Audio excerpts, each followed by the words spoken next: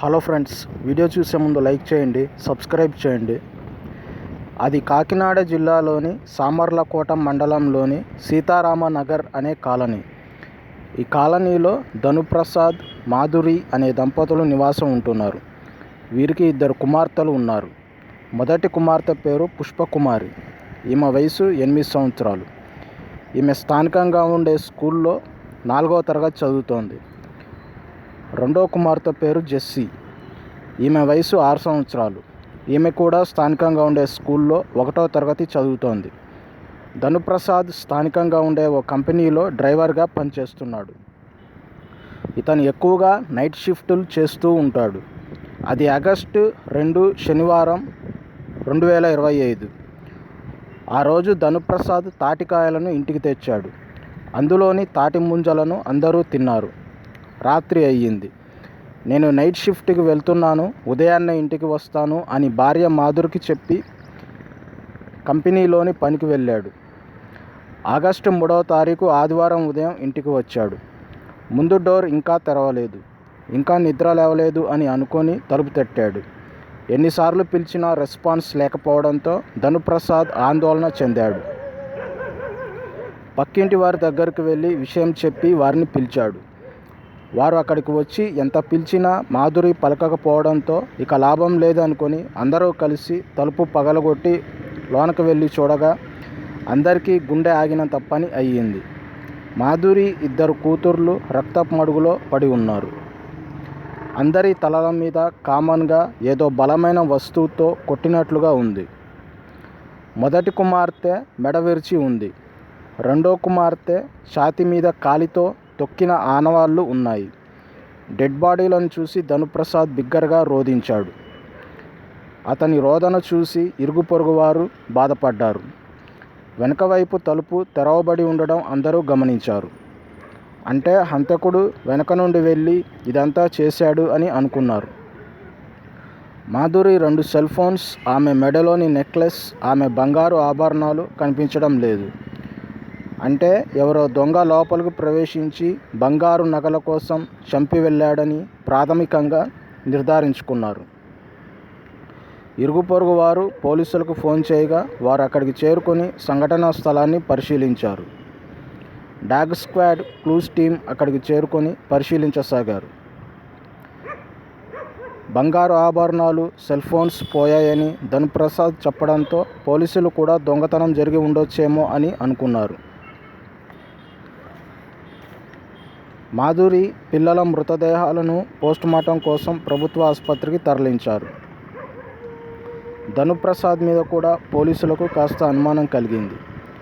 అంత్యక్రియలు అయ్యాక ధనుప్రసాద్ని పోలీసులు విచారించారు. ఆగస్టు 2వ తారీఖు నైట్ షిఫ్ట్కి వెళ్ళానని, ఉదయం వచ్చేసరికి భార్య పిల్లలు ఇంట్లో చనిపోయి పడి ఉన్నారని పోలీసులకు వివరించాడు. పోలీసులు ధనుప్రసాద్ పనిచేసే కంపెనీలోని సీసీటీవీ కెమెరాలు పరిశీలించారు. రాత్రంతా ధనుప్రసాద్ కంపెనీలోనే ఉన్నట్లు రికార్డయింది. అంటే ధనుప్రసాద్కి ఈ హత్యలకి ఎలాంటి సంబంధం లేదని నిర్ధారించుకున్నారు. నీకు ఎవరి మీదైనా అనుమానం ఉందా అని పోలీసులు ధనుప్రసాద్ని ప్రశ్నించారు. అప్పుడు ధనుప్రసాద్ ఒక ముఖ్య విషయం చెప్పాడు. ధనుప్రసాద్ సురేష్ అనే లారీ డ్రైవర్కి వివాహేతర సంబంధం ఉందని చెప్పాడు. ఆ లారీ కూడా సురేష్దేనని చెప్పాడు. బంగారు ఆభరణాలు పోయాయి కాబట్టి దొంగలు చేశారా లేక సురేష్ చేశాడా అని తెలియడం లేదని ధనుప్రసాద్ చెప్పాడు. చాలాసార్లు ఈ వివాహేతర సంబంధం విషయంలో నాకు మాధురికి గొడవలు అయ్యాయని చెప్పాడు. నేను ఇప్పటి నుండి అలాంటివి చేయకుండా ఉంటానని మాధురి మాట ఇచ్చిందని చెప్పాడు. అతనే చేశాడు అని కన్ఫామ్గా చెప్పలేను అని ధనుప్రసాద్ చెప్పాడు. పోలీసులు ధనుప్రసాద్ ఇంటి చుట్టుపక్కల సీసీటీవీ కెమెరాలను పరిశీలించసాగారు. ఒక వీడియోలో ఒక వ్యక్తి సుమారు అర్ధరాత్రి 2 గంటల సమయంలో ధనుప్రసాద్ ఇంటివైపు వెళ్తున్నట్లు, కొన్ని నిమిషాల తర్వాత తిరిగి వచ్చినట్లు రికార్డైంది. చీకట్లో ఆ వ్యక్తి ముఖం సరిగ్గా కనిపించడం లేదు. అతను ఎవరా అని పోలీసులు ఆలోచించసాగారు. మాధురి 2 సెల్ ఫోన్స్ హత్య జరిగిన తర్వాత హంతకుడు తీసుకెళ్లాడు కదా, అవి స్విచ్ ఆన్ అయ్యాయి. సెల్ ఫోన్ లొకేషన్ పాలకొల్లు అనే ప్రాంతంలో చూపిస్తుంది. పోలీసులు వెంటనే అక్కడికి చేరుకొని ఆ ఫోన్స్ని కలిగి ఉన్న వ్యక్తిని అదుపులోకి తీసుకున్నారు. వారి స్టైల్లో ప్రశ్నించేసరికి అన్ని విషయాలు అతను చెప్పాడు. ఇతను ఎవరో కాదు, మాధురితో వివాహేతర సంబంధం కలిగి ఉన్న సురేష్. ఎందుకు చంపావని పోలీసులు అడగ్గా వివరాలన్నీ వెల్లడించాడు. మాధురికి అతనికి వివాహేతర సంబంధం ఉందని, నేను దాదాపు 7 లక్షల వరకు మాధురి కోసం ఖర్చు చేశానని చెప్పాడు. మాధురి ఎప్పుడు నీ భార్యను వదిలేసి నాతోనే ఉండు అని చెప్పేది. నేను అందుకు ఒప్పుకోలేదు. భార్య ఉన్నా కూడా నీతో నేను ఎప్పట్లాగానే ఉంటానని చెప్పినా వినేది కాదని చెప్పాడు. హత్య జరగడానికి ముందు రోజు అంటే ఆగస్టు 1వ తారీఖు మాధురి నేను షాపింగ్కు వెళ్ళామని చెప్పాడు. ఒక కాస్ట్లీ వాషింగ్ మెషిన్ని చూపించి అది కొనివ్వాల్సిందిగా మాధురి పట్టుబట్టిందని చెప్పాడు. అప్పటికే 7 లక్షల వరకు నేను ఖర్చు చేసి ఉండడంతో నా వల్ల కాదని చెప్పడంతో వాగ్వాదం జరిగిందని చెప్పాడు. ఆగస్టు 2వ తేదీ రాత్రి మాధురి ఫోన్ చేసి మా ఆయన నైట్ డ్యూటీకి వెళ్ళాడని, తనను రావాల్సిందిగా కోరిందని చెప్పాడు. ఇంతకుముందు కూడా చాలాసార్లు అలానే వెళ్ళానని చెప్పాడు. వెనుక వైపు తలుపు తీసి పెడుతుందని, దాని ద్వారానే వెళ్ళానని చెప్పాడు.